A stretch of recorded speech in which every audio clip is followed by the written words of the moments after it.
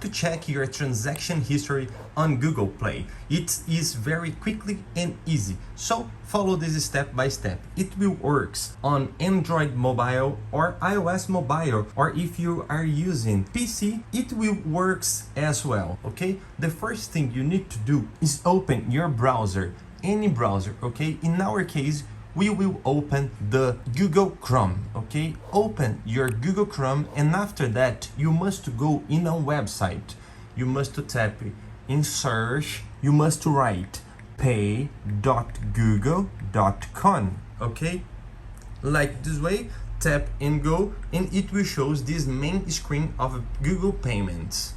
And you just need to go in transaction or activity. It is the first option, and now will be done. In this screen, you can check all your activities from your credit card. Simple this way. Don't forget, please share this content, subscribe at this channel, and leave a comment down here. If this step-by-step works, leave a comment, for example, oh, thank you, it works. And if this step-by-step doesn't work, comment 2 things for me: the mark and the model of your phone and what happened. Because here we bring a tutorial for you about our comments. Thank you, my dear friend. Until the next video, and see ya.